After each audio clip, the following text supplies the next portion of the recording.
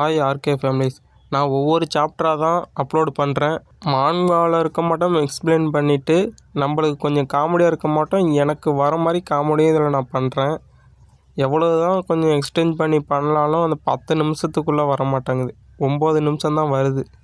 9 நிமிஷம் இல்லைனா 8 நிமிஷத்துக்குள்ளே தான் என்னால் எடிட் பண்ணவே முடியுது. அதனால் கொஞ்சம் கோச்சிக்காதீங்க. லாஸ்ட் எபிசோடில் என்ன பார்த்தோம், எனக்கு எரிச்சலாக வருது இவனை பார்த்தாலே. என்ன பண்ண சொன்னால் என்ன பண்ணி வச்சுருக்காங்க. அது வரையும் போன சாப்டரில் பார்த்தாச்சு. இப்போ அதிலிருந்து நெக்ஸ்ட்டு சாப்டர் பார்க்கலாம்.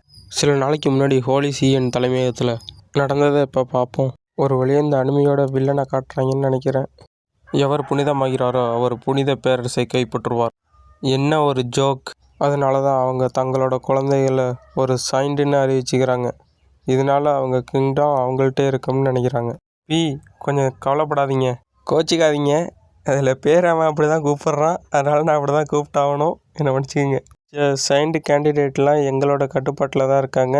அதனால் நீங்கள் எதுவும் கவலைப்பட வேண்டாம், நாங்கள் பார்த்துக்குறோம். நல்லது, ரொம்ப நல்லது. நீங்கள் விரும்பத்தகாத ஒரு வதந்தியை நான் கேள்விப்பட்டேன். ஈசா வீட்டில் ஒரு சைண்டு பிறந்திருக்கதா அவங்க கூறுறாங்க. என்ன சொல்கிற, அது உண்மையா? சக்கரவர்த்தி ஏசுவா எம்பரரோட ரைட் ஹேண்ட் மாதிரி ஒன்றும் பிரச்சனை பண்ண முடியாது. என்ன சொன்னேன்? இங்கே வாரத்துக்கு முன்னாடி அவர் இறந்து போயிட்டார்னா அவனோட இறுதி அஞ்சலுக்கு நீங்கள் கண்டிப்பாக வரணும். குழந்தை இறந்து தான் வர முடியும்.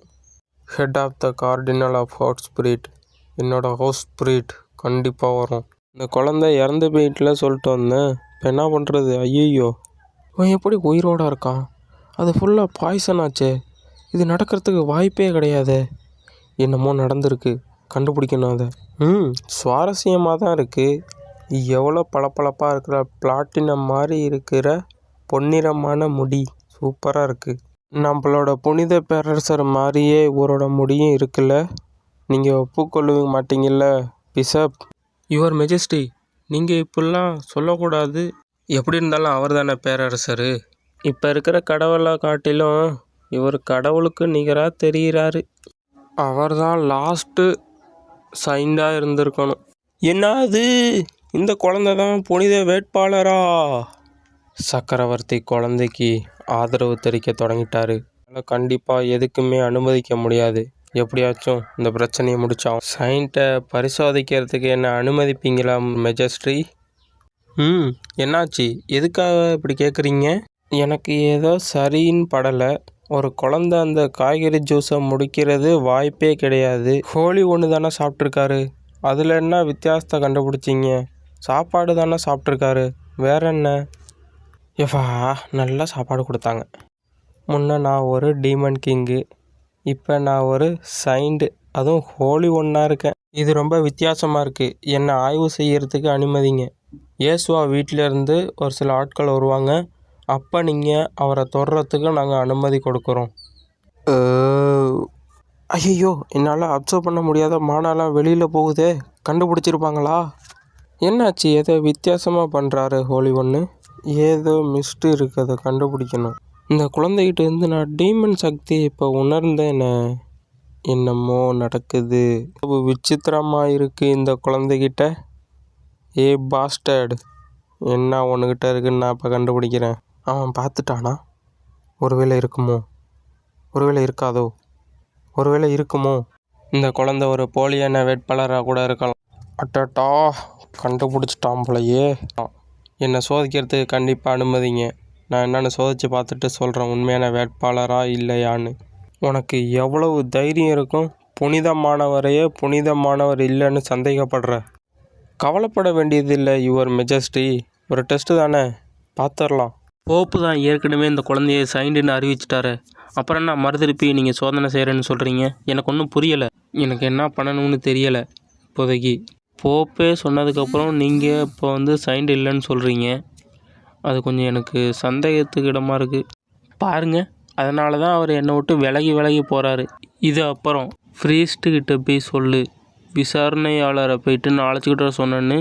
இது என்னோட ஆணை. ஐயோ, உன்னை பார்த்தா பயமாக வேறு இருக்க. ஏதாச்சும் பண்ணிடுவானே என்ன? இவன் ஒரு நிறுத்துங்க ஒரு நிமிஷம். இம்பீரியல் குடும்பத்தோட நெருங்கிய கூட்டாளி தான் ஹவுல் ஏசுவா.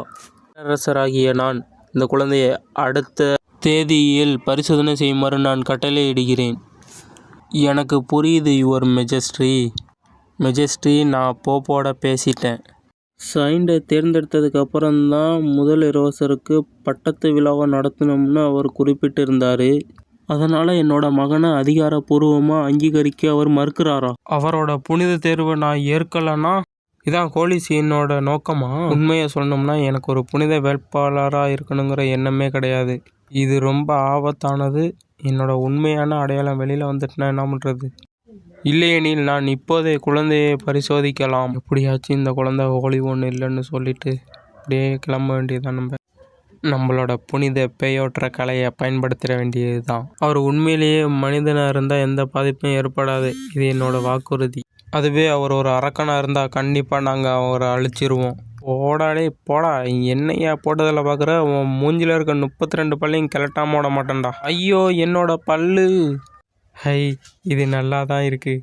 இது எனக்கு ரொம்ப பிடிச்சிருக்கு. நான் உங்களோட விளையாடணும். தாத்தா விளையாடுங்க என்னோட விளையாடுங்க. சின்னோண்டு பாட்டிலை வச்சு தான் அடித்தான், என்ன இப்படி வலிக்குதே? உண்மையிலேயே அதுலேருந்து வந்த ஒளி புனித சக்தியாக இருக்கலாமா? உண்மையிலேயே சைண்டாக தான் இருப்பானோ? இல்லையே அசுர சக்தியை உணர்ந்தேனா? ஆனால் இப்போ புனித சக்தியில் நான் உணர்றேன். ஜாலியாக இருக்குது. நான் விளையாட போகிறேன். இந்த தாத்தாவோட விளையாட போகிறேன். இதுக்கு என்ன செய்ய போகிறாருன்னு தெரியலையே. இது கண்டிப்பாக மானாதான். போட்டு வெளுத்து வாங்குறானே. ஐயோ, மானா இந்த வயசுலே இவ்வளவு இருக்குதா? இது கண்டிப்பாக மானாதான். ஐயோ, ஹோலி லைட்டு தெரியுதே. கண்டிப்பாக நம்மளோட யங் மாஸ்டர் ஹோலி ஒன் தான். இந்த பாட்டிலில் ஸ்ட்ரென்த்னிங் மேஜிக்கை போட்டு ஒரே அடியில் ஒன்று காலி பண்ண போகிறேன். இப்போ அது எப்படி மகனே? ஹோலி சக்தியை இப்பயே நீ பயன்படுத்துகிற? பிஷப் அவரோட சக்தியை கண்டிப்பாக பாராட்ட வேண்டும். ஒவ்வொரு வாட்டி நான் மானாவை பயன்படுத்த போதும் ஹோலி சக்தி கொஞ்சம் மங்கலாக இருக்க மாட்டேன் நான் உணர்றேன்னு. எதுவாக இருந்தாலும் பார்த்துக்கலாம். இது நல்லா இருக்கு. என்னாச்சு, தடுத்துட்டாரு? யோ விடியா, நான் அடிக்கணும் ஒன்றை. மானாவையும் ஹோலி சக்தியையும் ஒன்றாவே பயன்படுத்த முடியாது. ஆனால் ஒவ்வொரு அடியும் எனக்கு இடிமாட்டம் விழுந்துட்டே. ஐயோ வாயை வலிக்குதே. நான் எல்லாவற்றிலும் உறுதியளிக்கிறேன், இந்த குழந்தை கண்டிப்பாக ஒரு டீமன் தான். உடனே புனித டீமனை அழிக்கிற கலையை பயன்படுத்தியே ஆகணும். பிஷப், நீ உன்னோட லிமிட்டை தாண்டிட்ட. இதுக்கு மேலே எதுவும் பேசுன? நான் இவ்வளோ தூரம் போகிறதுக்கு அனுமதிக்கவே இல்லையே. ஆமாம், என்ன அது இது உங்கள் சட்டப்பைக்குள்ள ஏதோ வித்தியாசமாக தெரியுது. பிஷப், இதை பார்த்தீங்களா? என்கிட்ட ஏதோ சுவாரஸ்யமாக ஒன்று மாட்டிக்கிட்டு. என்னது இது? ஏதோ டீமன் கை மாதிரி தெரியுது. ஐயையோ, இது ஒரு சீல் செஞ்ச டீமனோட கையாச்சே. இது எப்படி இவன் கையில் சிக்குனுச்சு? என்னாலே நம்ப முடியலையே. அதோட அதை அவன் கையில் வச்சு விளாண்டுக்கிட்டு இருக்கானே. இது ஒரு ஆர்டிஃபேக்ட்டு. டீமன்கள் மனுஷங்களை உண்ற மாதிரி டீமன்களோட மானாவை உறிஞ்சிறதுக்கு பயன்படுத்துகிற ஒரு கலைப்பொருள் தான் இது.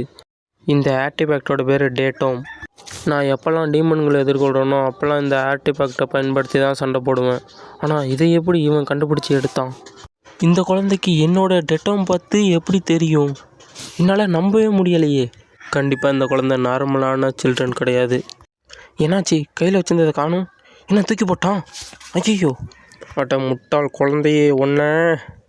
இதை நல்லா கவனமாக கவனிங்க. என்னை நீங்கள் பின்தொடர்ந்துருக்கவே கூடாது. எதுக்காக இப்படி பண்ணீங்க? இதிலிருந்து டீமன் தான் இப்போ வெளில வர போகுது. எல்லாரும் பாருங்கள். ஆஹா, என்ன இது ஏதோ டிஃப்ரெண்ட்டாக நடக்குது. எனக்கு இதுக்கும் சம்மந்தம் இல்லை. ஆஹா, என்னாச்சு? ஒரு டீமன் மாஸ்டர் வந்திருக்கு. என்னது இது நம்மளை பார்க்குது? இதோட இந்த எபிசோடை முடிச்சுக்கலாம் நண்பர்களே. இனிமேல் அடுத்த எபிசோடில் சந்திக்கலாம். See you, bye. நான் தான் உங்கள் ஆர்கே.